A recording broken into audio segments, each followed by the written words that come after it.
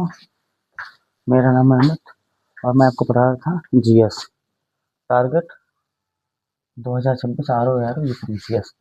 उसी के सिलसिले में हम लोग पहुंच गए थे। इलबारी वंश के क्यूमर्स की हत्या जलालुद्दीन खिलजी ने कर दी थी। किसकी? क्यूमर्स की हत्या कर दी थी। किसने? जलालुद्दीन खिलजी ने। जलालुद्दीन ने और खिलजी वंश की स्थापना की। खिलजी वंश की स्थापना की तो खिलजी वंश था क्या? खिलजी वंश की स्थापना की है जलालुद्दीन फिरोज। स्थापना की है जलालुद्दीन फिरोज शाह खिलजी ने। अच्छा, जब गद्दी बैठा बहुत बुजुर्ग हो चुका तो ज्यादा शासन कर नहीं पाएगा। ये हो गया स्थापना की जलालुद्दीन फिरोज शाह खिलजी ने। और खिलजी में 4 शासक हुए हैं। अगर इनका कभी क्रम पूछ लेता है तो 4 शासक हुए हैं। नंबर 1 पे तुम्हारा यही होगा। नंबर 1 पे जलालुद्दीन। नंबर 2 पे अलाउद्दीन, इसका भतीजा और दामाद था। बहुत दुष्ट आदमी था जलालुद्दीन। अच्छा, दुष्ट आदमी था लेकिन कुछ अच्छे काम भी इसने किए हैं, जैसे बाजार पर नियंत्रण रखना और नगद रूप में वेतन देना। पहले क्या जागीरें दी जाती थी, लेकिन अलाउद्दीन ने क्या किया है, इसने नगद वेतन देना प्रारंभ किया। और गुप्तचर विभाग इसके समय में बहुत ही सुदृढ़ रहा है। और इसने क्या किया, धर्म को राजनीति से अलग करने का प्रयास भी अलाउद्दीन खिलजी ने किया। तो जलालुद्दीन हो गया, अलाउद्दीन हो गया। तीसरे पे हो जाएंगे कुतुबुद्दीन मुबारक शाह खिलजी। तीसरा कौन है? कुतुबुद्दीन मुबारक शाह खिलजी। और चौथे तुम्हारे हो जाएंगे जलालुद्दीन हो गया, अलाउद्दीन हो गया, कुतुबुद्दीन हो गया और कुतुबुद्दीन नासिरुद्दीन खुसरो खिलजी। नासिरुद्दीन मुबारक शाह खिलजी। अच्छा, नासिरुद्दीन से अगर आपने पुराने वीडियो देखे होंगे तो आपको याद होगा कि नासिरुद्दीन एक कैकुआबाद के समय में एक सेनापति था जो फखरुद्दीन का दामाद था। इसने क्या किया था, इसने कैकुआबाद पे और इसके पिता बुगरा खां से दूरी बना ली थी, दूरी रखने लगा था। जो नासिरुद्दीन है, इसने क्या किया था, कैकुआबाद को जो इसके पिता थे बुगरा खां से अलग कर दिया था और मिलने नहीं देता था। बाद में क्या हुआ, नासिरुद्दीन की हत्या करवा दी कैकुआबाद ने और जलालुद्दीन खिलजी को समाना का उस समय सूबेदार था, वहां से बुलाया और अपने पास कर लिया था, आरिज मवालिक का कर दिया था। तो वो नासिरुद्दीन अलग थे, ये नासिरुद्दीन अलग है, ये खिलजी वंश के हैं। तो क्रम क्या है? जलालुद्दीन खिलजी, अलाउद्दीन खिलजी, कुतुबुद्दीन मुबारक शाह, चौथे नासिरुद्दीन मुबारक शाह खिलजी। ये और जो खिलजी वंश चला है ये 1290 से 1320 तक रहा है। मतलब कितने? 30 साल, 30 वर्ष तक शासन किया है इन लोगों ने। और 30 वर्ष तक शासन किया है तो अगर देखोगे सबसे कम समय तक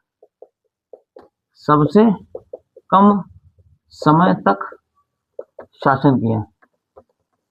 ये मैंने जब स्टार्टिंग की थी, तब जब मैंने कुतुबुद्दीन ऐबक पढ़ाया था, गुलाम से शुरुआत की, तभी मैंने बताया था सबसे कम समय तक शासन इसने खिलजी ने, सबसे ज्यादा समय तक शासन तुगलक ने। तो सबसे कम समय तक शासन हो गया। स्थापना किसने की? जलालुद्दीन फिरोज शाह खिलजी ने। क्रम क्या है? जलालुद्दीन खिलजी, अलाउद्दीन खिलजी, कुतुबुद्दीन मुबारक शाह खिलजी और नासिरुद्दीन मुबारक शाह खिलजी। 1290 से 1320 तक 30 वर्ष तक शासन रहा, सबसे कम समय तक इतिहास में शासन रहा। खिलजियों ने क्या किया है? खिलजियों ने कुछ काम किए हैं। इन्होंने क्या किया, भारतीय जो थे, भारतीयों को उच्च पद पर नियुक्त करना प्रारंभ किया, करने की परंपरा प्रारंभ की। ठीक, ये कुछ काम इन्होंने किए हैं।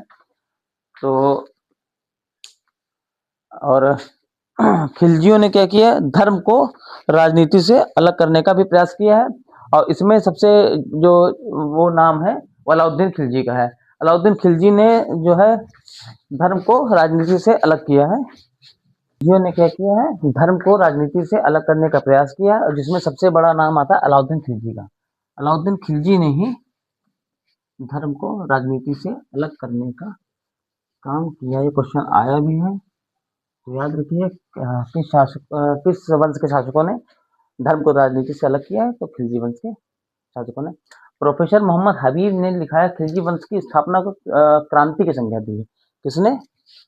प्रोफेसर हबीब ने जो खिलजी वंश की स्थापना हुई, खिलजी वंश के शासकों, खिलजी वंश को क्रांति की संज्ञा, खिलजी वंश की स्थापना को, खिलजी वंश की स्थापना को क्रांति की संज्ञा दी। ये हो गया आपका खिलजी वंश के बारे में। अब बात करते हैं जलालुद्दीन फिरोज शाह खिलजी की। ये आपका हो गया खत्म, मतलब खत्म नहीं हुआ, खिलजी वंश क्या बता दिया गया। अब बात करते हैं जलालुद्दीन फिरोज शाह खिलजी, जिसने स्थापना की थी ट्यूमर्स की हत्या करने के बाद। सोचो कैकुबाबाद ने इसको बुलाया समाना से, बाद में क्या क्या इसने ट्यूमर्स की हत्या कर दी और खुद खिलजी वंश की स्थापना कर दी। मुबारक शाह खिलजी, ये होगा ये।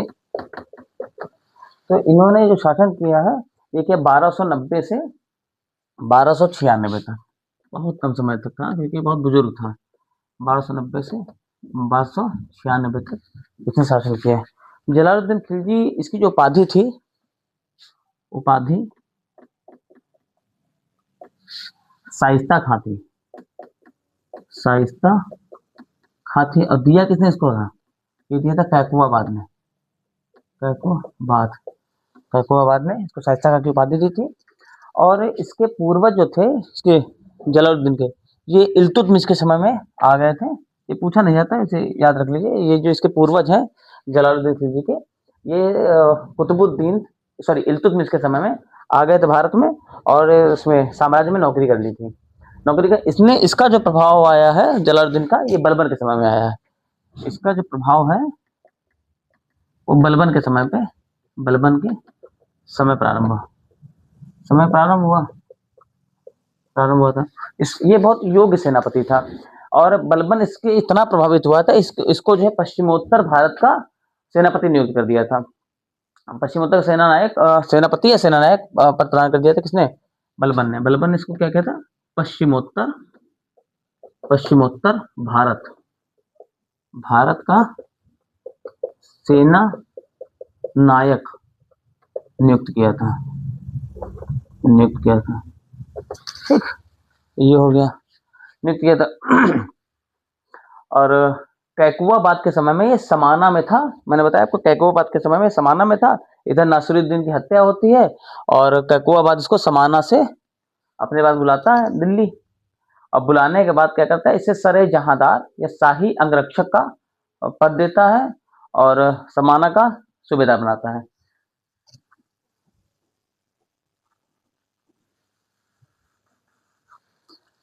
इतना प्रभावित हुआ था कि पश्चिमोत्तर भारत का सेना नायक नियुक्त किया था। कैकुबाबाद के समय में ये समाना का सूबेदार था, और सरे जहांदार की पदवी इसके पास थे। कैकुबाबाद के समय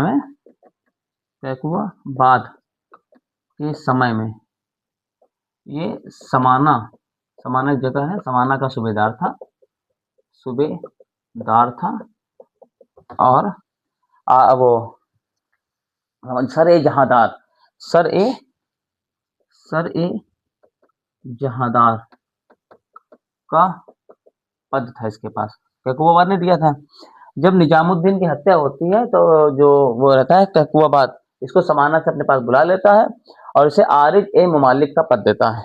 निजामुद्दीन की हत्या के बाद, निजामुद्दीन की हत्या के बाद इसे कैकुबाबाद आरिज ए मुमालिक, इसका मतलब होता है मुमालिक का शाही अंगरक्षक। ये पूछ सकते हैं, शाही अंगरक्षक का पद देता है, और इसे अपने पास बुला लेता है। और उसको शाइस्ता खां की भी पदवी देता है। कैकुआ बनने से आरिज ममालिक का पद और शाइस्ता खां की उपाधि थी। तो इसका सिंहासन रोहण जो है, इसका सिंहासन बैठता है 13 जून 1290 को, 96 खत्म हो जाता है। कैकुआबाद द्वारा बनाए गए किला खरी एक किला अपूर्ण किला था, जिसमें इसने क्या किया, सिंहासन सिंहासन इसका वो हुआ सिंहासन रोहण, है ना। कहाँ? कैकुआबाद, कैकुबाद द्वारा बनाए गए अपूर्ण किले, पूरा पूरा नहीं था, अपूर्ण किला, इसका नाम था किला खरी, किला गढ़ी या किला खरी कुछ ऐसे नाम था। किला गढ़ी में इसका सिंहासन रोहण होता है और ये सत्ता पे बैठता है, सत्ता बैठता है। लेकिन ये क्या किया, जब बैठता है दिल्ली नहीं गया था 1 वर्ष तक, ये दिल्ली नहीं गया, 1 वर्ष तक दिल्ली नहीं गया। क्यों नहीं गया होगा? इसके पीछे कारण ये है कि दिल्ली की जनता को इलबारी वंश के शासकों की आदत पड़ चुकी थी। जैसे बलबन का था, बलबन का शासन बहुत ही अच्छा रहा जनता के प्रति। तो दिल्ली की जनता को इसकी इलबारी वंश के शासकों की आदत पड़ चुकी थी और उनके अंदर भय था। तो इसीलिए, और इसके अंदर भय था कि कहीं विद्रोह ना हो जाए दिल्ली पहुंचते ही, इसने क्या किया, 1 वर्ष तक दिल्ली नहीं गया और यहीं से अपना शासन चलाता रहा। बाद 1 वर्ष बाद इसने क्या किया, अपने जो सेनापति होते हैं दिल्ली के, उनको बुलाया, उनसे बातचीत की, उसके बाद ये दिल्ली गया। 1 वर्ष बाद दिल्ली नहीं गया, बाद दिल्ली गया दिल्ली गया और दिल्ली पहुंच के इतना नाटकीय आदमी था ये, इसने क्या किया, सिंहासन पर बैठने से मना कर दिया। दिल्ली पहुंचा, दिल्ली पहुंचा और जान नहीं रहा था कि यहाँ पे बलबन का वर्चस्व ज्यादा है, मर गए हैं तो क्या हुआ, वर्चस्व तो है ही है और जनता को आदत पड़ चुकी है बलबन की। तो इसने क्या किया, जब पहुंचा दिल्ली, दिल्ली में इसने बलबन के प्रति श्रद्धा व्यक्त की, बलबन के प्रति अपनी निष्ठा श्रद्धा व्यक्त की, श्रद्धा व्यक्त की और कहा कि जो सिंहासन है जिस पे बलबन बैठते थे, इस पे मैं बैठ नहीं सकता, क्योंकि इस पे बलबन बैठते थे। ये जो महल है, ये महल मेरा नहीं है, ये महल जो है बलबन का है और उनके पुत्रों का है। तो इसे मैं जबरन हथिया नहीं सकता, मैं सिंहासन पर नहीं बैठ सकता जिस पे बलबन बैठते थे, कि उनका भय, उनके प्रति मेरा सम्मान अभी भी है, मुझे उनमें श्रद्धा है और उनका भय मेरे अभी हृदय में व्याप्त है, इसलिए मैं उनके इस पे सिंहासन पे नहीं बैठ सकता। और कहता है ये कि तुम लोग जानते हो कि मेरे पूर्वज कोई शासक नहीं थे, मेरे पूर्वज कोई शासक नहीं थे, या मैं किसी शासक का उत्तराधिकारी नहीं हूँ, इससे मुझे अभिमान और राज सत्ता का सुख मुझे विरासत में मिले। क्या कहा इसने कि तुम जानते हो कि मेरा कोई पूर्वज शासक शासक नहीं था, जिससे मुझे अभिमान विरासत में मिले। इतना नाटकीय है ये। सोचो, कैकुआ ट्यूमर्स की हत्या करके सिंहासन बैठ रहा है, लेकिन यहाँ जाके क्या कर रहा है कि बलबन के प्रति मेरी श्रद्धा है, मेरे मन में उसका भय व्याप्त है, मैं जिस सिंहासन में बैठते थे मैं उस पर बैठ नहीं सकता हूँ और मेरे कोई पूर्वज शासक नहीं थे जिससे मुझे अभिमान विरासत में मिले। बर्नी ने इसके बारे में लिखा है, अच्छा ये 70 वर्ष का था, है ना, 70 वर्ष का था, तो कहीं ना कहीं 70 वर्ष में मेच्योरिटी आ जाती है। तो ये शांति प्रिय था, युद्ध नहीं करना चाहता था, ये युद्ध से दूर रहता था और शांति से अपना शासन चलाना चाहता था। तो बर्नी ने इसके बारे में लिखा है, बर्नी ने लिखा है कि ये एक चींटी को भी मारने में विश्वास नहीं रखता था, एक चींटी को भी नुकसान न पहुंचाने की नीति पे काम करता था। ठीक है, अब ये क्वेश्चन पूछा गया है कि किसके बारे में कहा गया है। एक तो ये पूछा गया शाइस्ता खां की उपाधि किसने दी थी, दूसरा इसके बारे में ये पूछा गया है कि बर्नी ने किसके बारे में कहा है, बर्नी जियाउद्दीन बर्नी है, बर्नी ने कहा है कि जो जलालुद्दीन है, जलालुद्दीन यह एक चींटी को भी नुकसान पहुंचाने के पक्ष में नहीं था, पहुंचाने के पक्ष में नहीं था, है ना। ये नहीं चाहता कीर्ति को भी नुकसान हो मेरी वजह से हो। और ये धर्मपरायण मुसलमान था, शांतिप्रिय था। अच्छा, धर्मपरायण मतलब क्या हुआ?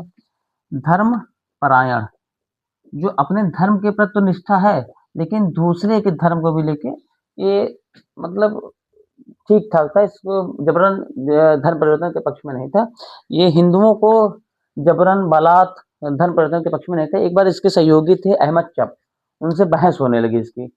उनसे बहस होने लगी। वो मूर्ति पूजा का विरोधी था। कौन? अहमद चप। अहमद अहमद चप। अहमद चप इसका सहयोगी था जलालुद्दीन का। तो जलालुद्दीन अहमद चप एक बार बैठे थे और उनसे आपस में बातचीत शुरू हुई।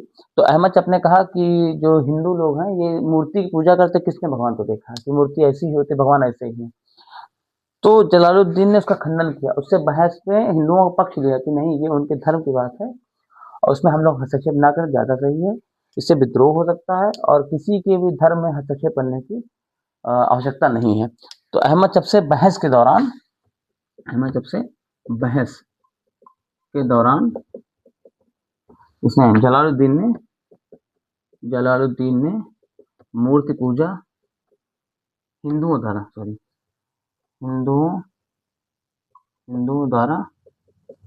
मूर्ति पूजा का पक्ष लिया।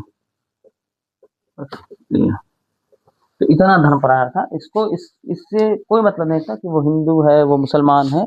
और हमने बताया खिलजियों ने क्या किया, भारतीयों को उच्च पद पर नियुक्त करने की प्रथा प्रारंभ की थी। तो यही सब है जलालुद्दीन खिलजी के बारे में। जलालुद्दीन खिलजी 70 वर्ष का शासक है। तो अब युद्ध से वो परे हो चुका है। अब युद्ध तो नहीं करना चाहता वो।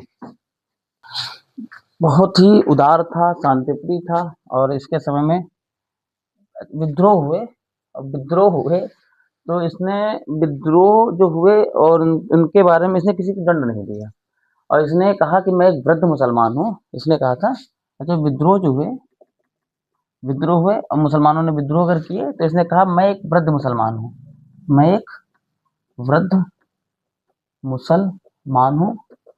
और मुसलमानों का रक्त बहाना मेरी आदत नहीं है। ये किसने कहा था? जलालुद्दीन खिलजी ने। जलालुद्दीन खिलजी ने कहा कि मैं वृद्ध मुसलमान, 70 साल का था, मैं वृद्ध मुसलमान हूँ और मुसलमानों का रक्त बहाना मेरी आदत नहीं है। इसके संदर्भ में कहते हैं कि कुछ please like and subscribe my YouTube channel GS by Amit sir.